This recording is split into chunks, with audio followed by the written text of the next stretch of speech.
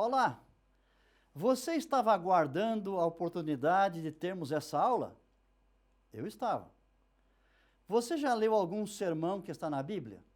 Algum sermão de Paulo, de Pedro ou de Estevão? Certamente que seu conteúdo espiritual nos abençoa ainda hoje.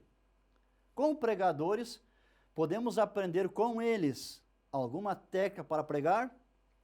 Hoje você conhecerá alguns recursos que foram usados por Jesus, pelos apóstolos e profetas em seus sermões e que são usados com sabedoria pelos grandes pregadores da atualidade. Vejamos quais são eles. Primeiro, definições ou explicações. Uma definição é uma explicação precisa, é a significação de uma palavra de modo que ela se torne compreensível. Algumas vezes as pessoas não entendem um determinado assunto simplesmente porque alguma palavra-chave empregada pelo orador não foi definida. As explicações dão a razão de alguma coisa, de uma atitude. Elas esclarecem, desfazem o mal-entendido, justificam certos procedimentos. Ajuda-nos a saber que explicação é o antônimo de complicação. Assim, uma explicação facilita o entendimento de um assunto. Observe o trecho de um sermão sobre dons espirituais em uma sessão que trata a respeito dos ministérios. 1 Coríntios 12, verso 5, declara que também há diversidade nos serviços, mas o Senhor é o mesmo. Outra tradução diz, diferentes tipos de ministérios, mas o Senhor é o mesmo. Observe a explicação nesse sermão. Podemos dizer que ministério é o serviço que realizamos com os dons espirituais que recebemos. É a esfera em que um dom é exercido.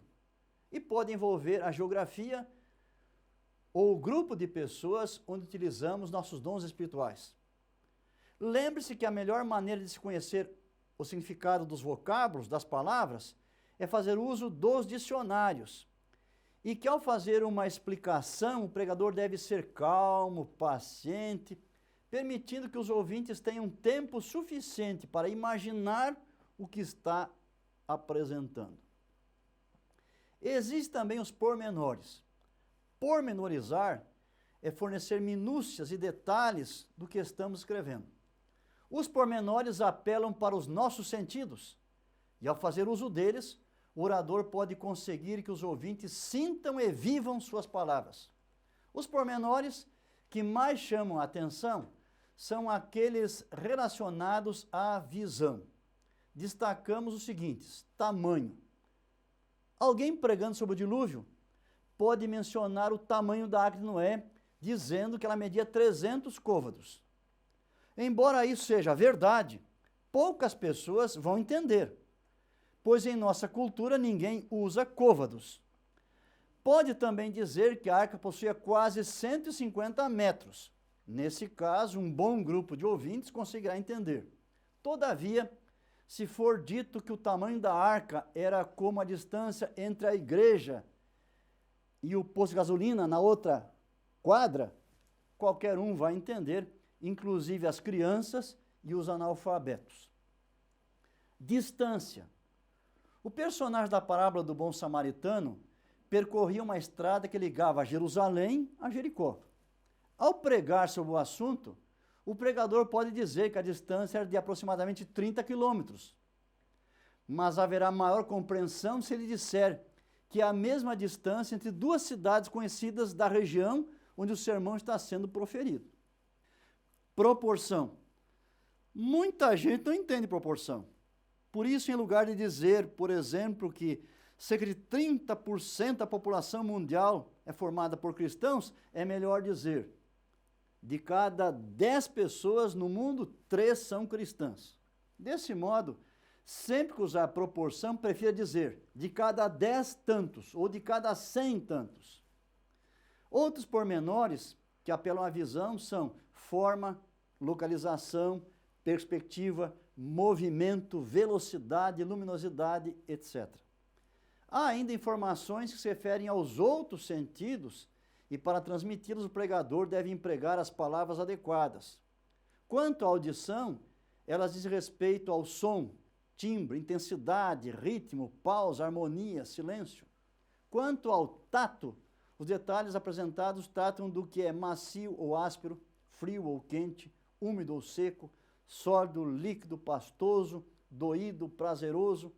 Quanto ao paladar, as minúcias abordam o que é doce ou salgado, amargo, azedo, apimentado, agradável ou não. Quanto ao olfato, os pormenores mencionam o que é perfumado ou fétido, inodoro, irritante e sufocante. Existem também as analogias e contrastes. Esses recursos ajudam no entendimento da mensagem. Enquanto as analogias ressaltam as semelhanças, os contrastes salientam as diferenças. Há momentos em que os dois são usados em conjunto. Observe o exemplo em um sermão sobre dons espirituais, onde há a necessidade de esclarecer o seu significado. Isso é feito comparando e contrastando com dons naturais. Observe o exemplo. Mas o que é um dom espiritual? Para defini-lo, vamos compará-lo e contrastá-lo com um dom natural. Assim, um dom natural é uma capacidade dada por Deus para se fazer bem alguma coisa. Um dom espiritual, por sua vez, também é uma capacidade dada por Deus para que se faça alguma tarefa, mas que tenha significado espiritual e que necessariamente ajude a igreja a cumprir sua missão neste mundo. Existem também os exemplos. Os exemplos costumam ser poderosas ferramentas para tornar claro um argumento e estão entre os mais valiosos recursos para conquistar a vontade dos ouvintes. Frequentemente, é o exemplo de alguém que agiu de certa forma, que mencionado no sermão, leva os ouvintes a se decidirem e a procederem do mesmo modo. Os exemplos têm o poder de mover, de arrastar as pessoas. Por essa razão, quantas pessoas têm agido em favor daqueles que estão em necessidade, quando lembradas e tocadas pelo exemplo do bom samaritano? Quantas outras, ou as mesmas, têm colaborado financeiramente com a missão da igreja, quando lhes foi contada a história, o exemplo da pobre viúva que doou tudo quanto tinha? Existem ainda as pausas. Existe certa musicalidade na voz do pregador. E como acontece com a música, deve haver pausas nos momentos certos. Como se expressou certa vez Mark Twain, a palavra certa pode ser eficaz, mas nenhuma palavra é tão eficaz quanto uma pausa na hora certa. Destacamos ainda outro recurso na oratória, que é o humor.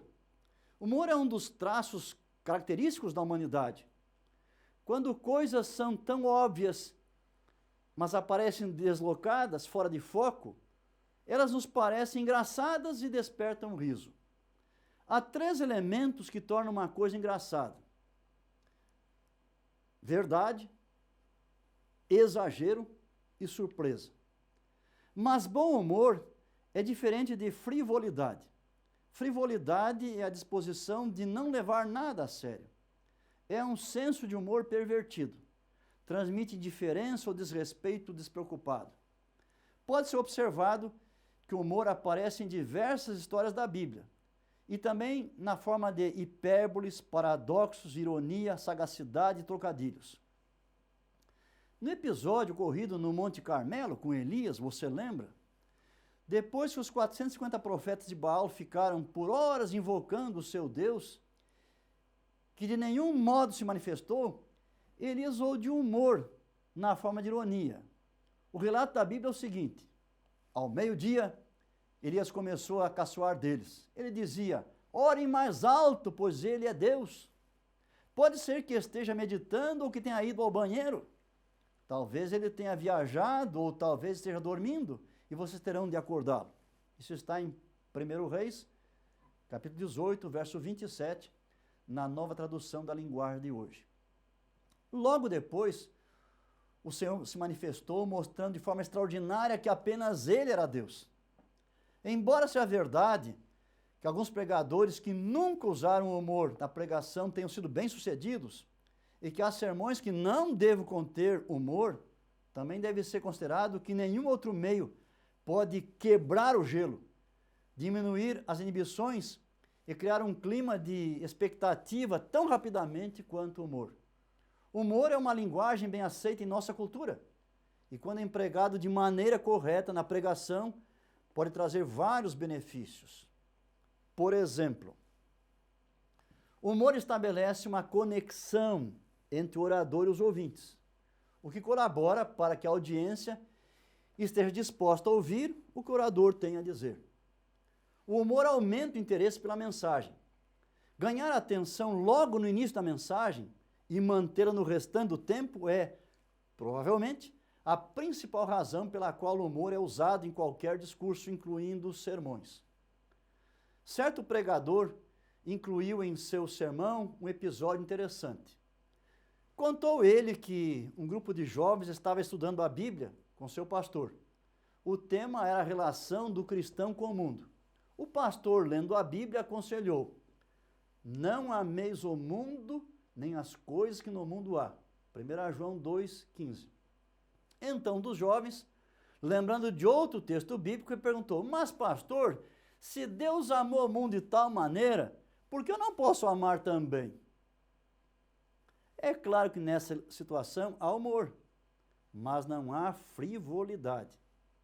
A narrativa, naquele dia, criou um incômodo momentâneo, mas fez o povo pensar. Depois de contá-la, o pregador fez uma pausa e então aproveitou a situação criada pelo humor, que apresentou uma aparente incongruência e criou interesse, para explicar a diferença de significado da palavra mundo. Ele pôde esclarecer que o mundo que Deus amou é uma referência à humanidade, na qual todos nós estamos incluídos, enquanto o mundo que não devemos amar é um sistema de vida que se vive como se Deus não existisse, onde o que importa é o dinheiro, o poder, o sexo, o secularismo.